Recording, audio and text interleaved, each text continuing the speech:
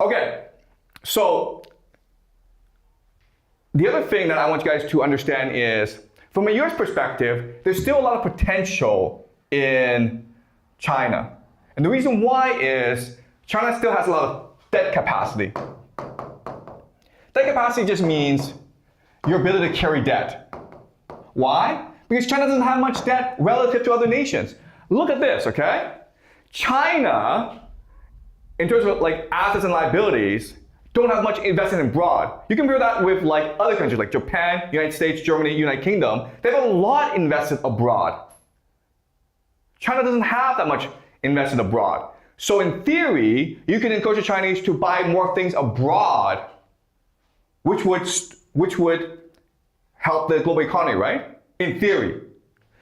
Now, what's interesting is that China doesn't invest much abroad relative to other rich nations, but China doesn't invest much abroad relative to all nations, okay? So this is China. It's about the same as India, which doesn't have that much capital. Then, like if Indonesia, Turkey, Mexico actually invest more abroad than China does.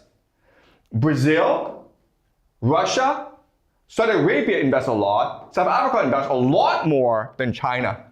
Okay? So again, from a US financial perspective, China is the last great opportunity in the world. That's why they're coming here. Okay? They want to strike a deal where they can financialize the Chinese economy. Basically use the Chinese economy as collateral to engage in financial speculation everywhere in the world. Okay? So let me explain how they're going to do so. All right. So China has a closed capital account.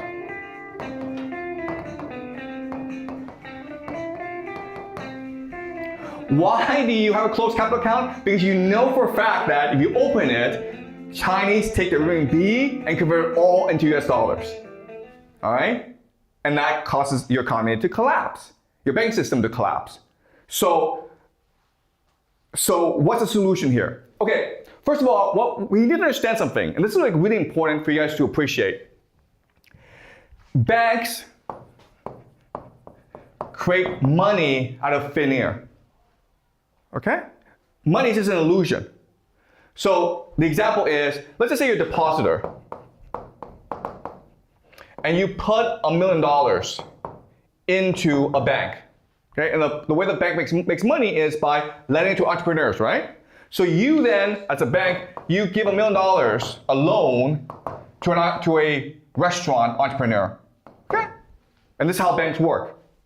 And you think that, okay, well, if the deposit put $1 million in the bank then loans it to the restaurant entrepreneur, then in theory, the bank should have zero in the bank, right? No, the bank now has $2 million. Okay? The banks are allowed, according to accounting, they're allowed to create money every time they issue a loan. So not only they keep that $1 million from the depositor, but they also are able to print $1 million to give to the restaurant entrepreneur. Does that make sense to you guys? Okay. Do you guys want to know why this is the case? Okay, I'll tell you anyway, okay? All right. Okay. So before, what were banks? Banks were just merchants, okay? A merchant alliance. Why? Because merchants needed capital in order to trade. So they came together and they created their own bank. Okay, so they were an alliance. And so what merchants would do is basically deposit their gold into this alliance so that it can be distributed elsewhere. Okay? Now the problem with gold is that it's heavy, it's hard to transport. It's also dangerous because you're pirates, okay? So the way that they use gold in order to create exchanges, in order to create business, is they use receipts. Receipts. Or contracts. So rather than me give you the gold physically, I just give you a piece of paper saying that I guarantee that this paper can be redeemed for gold at my bank. Okay, does that make sense? All right, and then you have to keep track of these exchanges. So they create something called double entry bookkeeping, which is basically assets and liabilities. Okay? And that's double entry bookkeeping, something that we still use today. So let's just say I have $1 million in gold. Okay? Well, that's easy. I just put it into assets, right? Okay?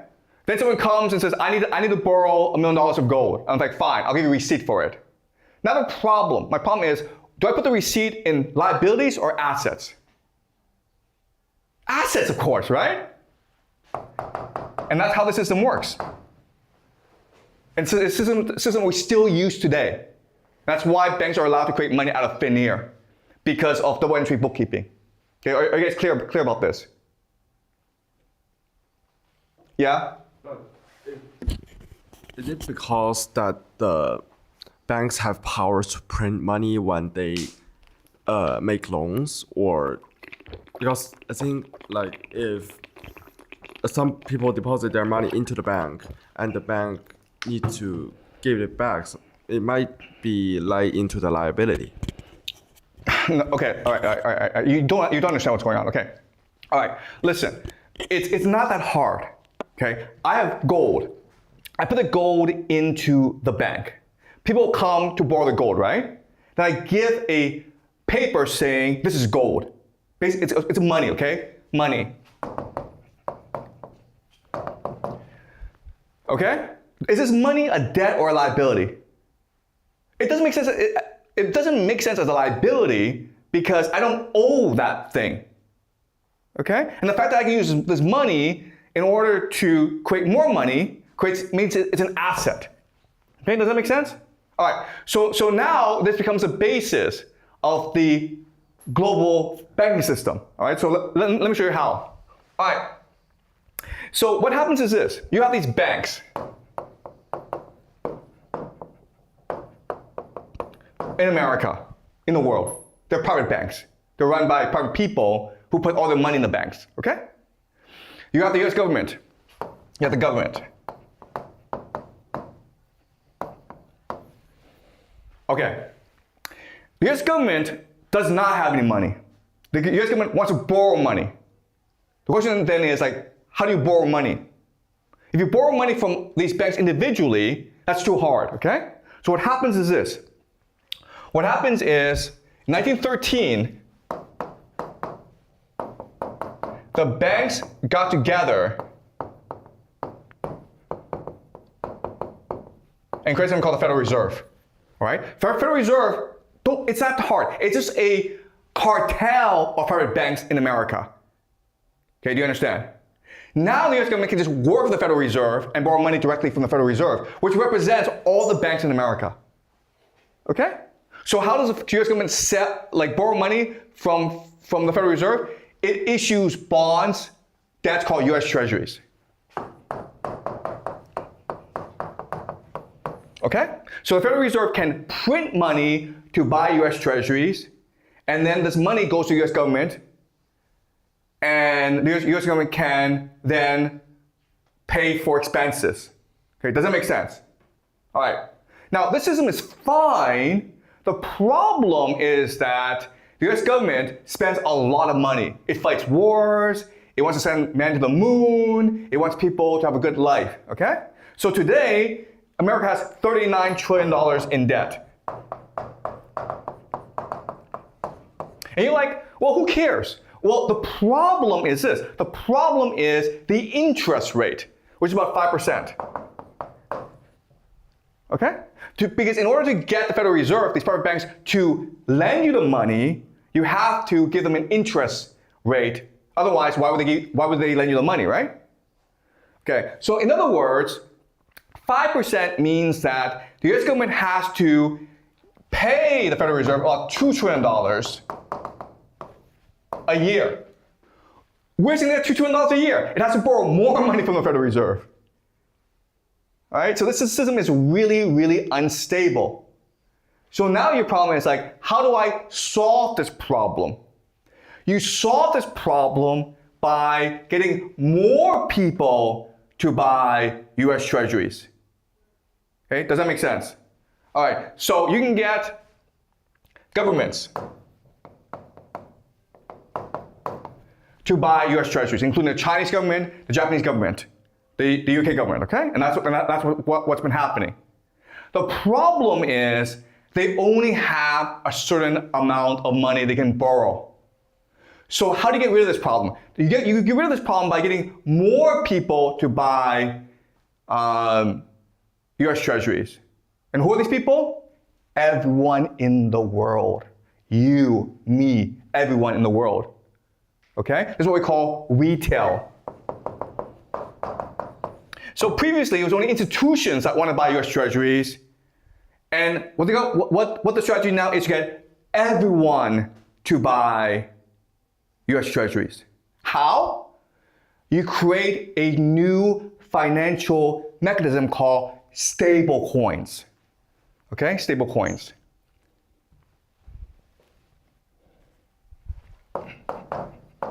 And the two most popular stable coins are something called Tether and Circle. Okay? And the idea is very simple. The idea is stable coins are backed by US treasuries. Meaning, Tether and Circle have to buy US treasuries in order to sell stable coins. And then you can sell stable coins to anyone and everyone, okay? Including in China, which has 40% savings rate. How? Through institutions like Apple, BlackRock, Visa. Okay, does this make sense? Now you get around the problem of the closed capital account. Closed capital account means you cannot use renminbi to buy US dollars. But with stable coins, you can now use renminbi to buy Tether or Circle. Do you understand? Okay? So now what the US government is going to do is they're going to transfer that debt onto the Chinese people. Okay? Okay, and so you're like, okay, wait a minute here. $39 trillion is a lot of money, man. Chinese people don't have $39 trillion. America will never, ever get rid of this debt, okay? But there's a mechanism America can use to control this debt. And this is called financial repression.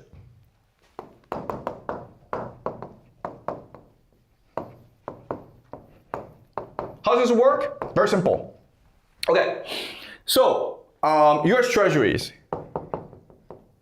are at 5%, right?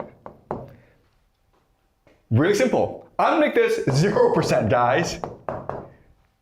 And you're like, wait a minute here. No, I don't understand this. If it's at 0%, I'm not gonna buy US treasuries. The solution is, I'll make you buy it, guys. Okay? I force you to buy it.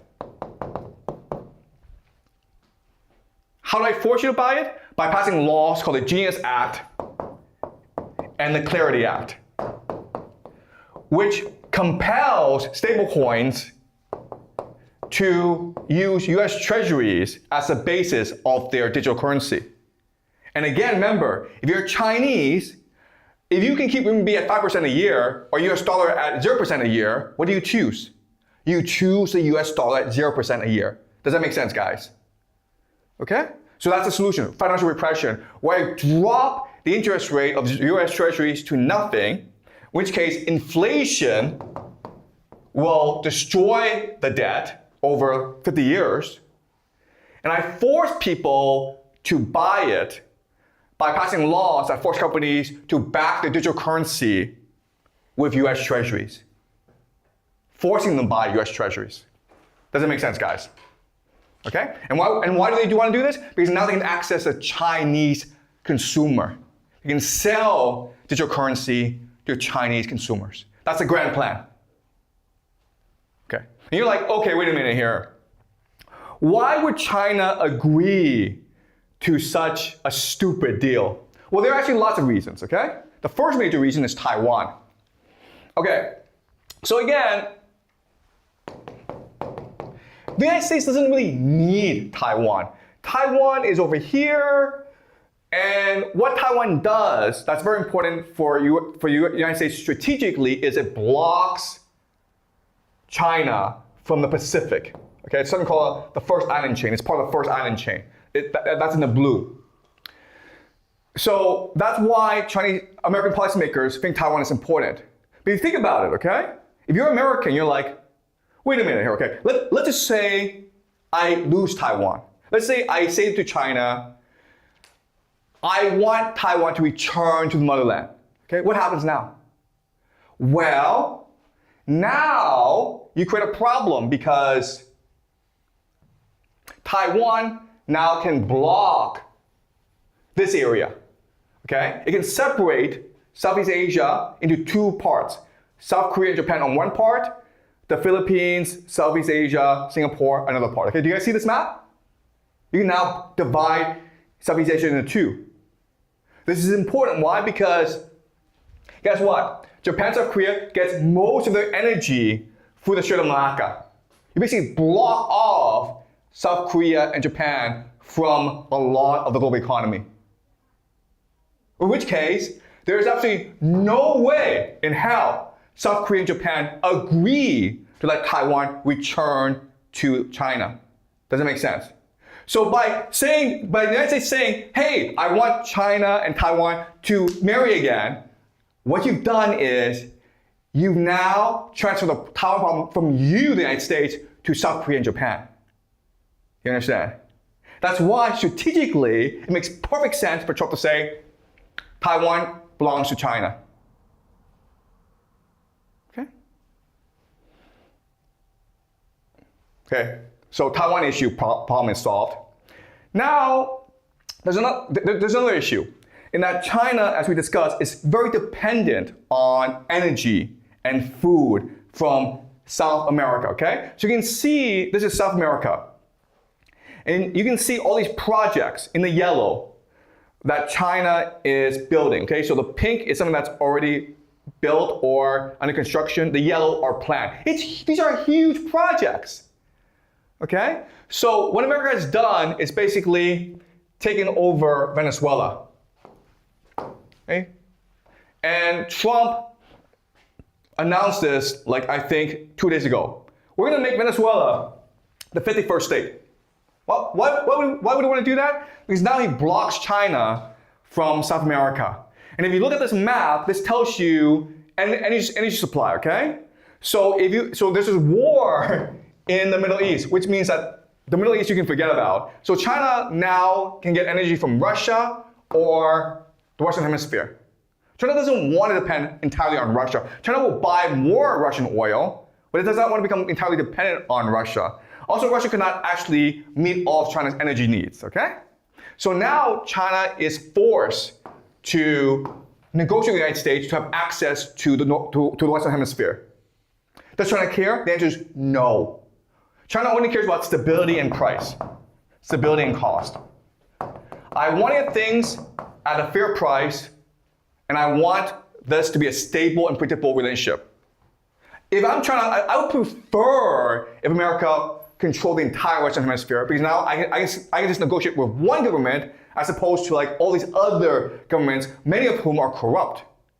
Does that make sense, guys? So would China agree to this? Absolutely.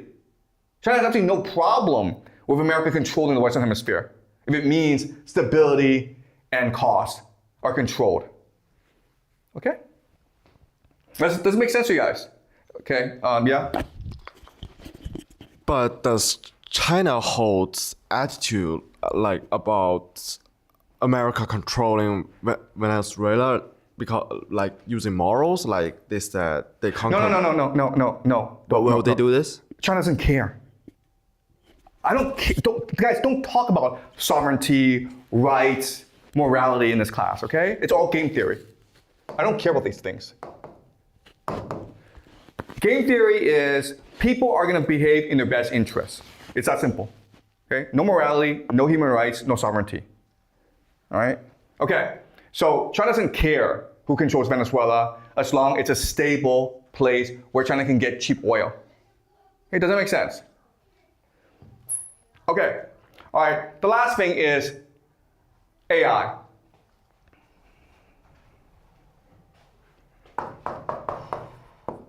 Okay, all right, so as you can see, the United States is the world's leader in AI simply because it has the most data centers. In fact, America plans to build more and more data centers. China is trying to compete, but its data center development is constrained by the fact that it has limited access to semiconductors, to chips. And so China wants more chips from the United States. And the United States can say yes. But you're like, no, wait, no. Doesn't that mean that China could one day overtake the United States?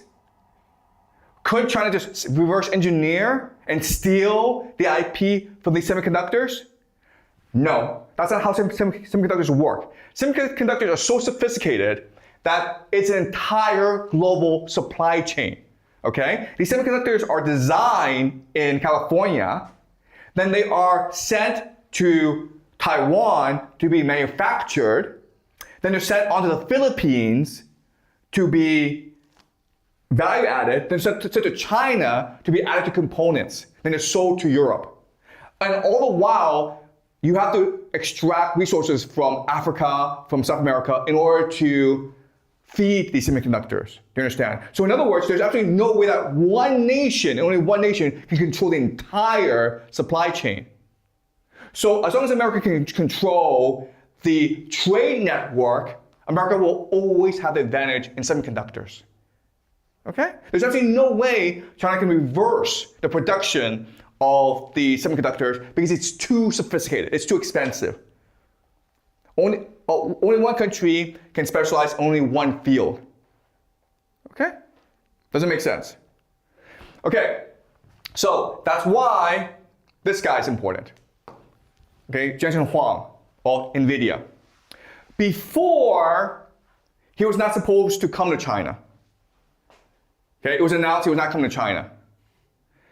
Then, as Trump was flying through Alaska to refuel, he got on board in Alaska. It was a last-minute addition. But not only that, but there were two business people that were with Trump on his plane, Elon Musk and Jiang Xueqin. Okay? So what happened?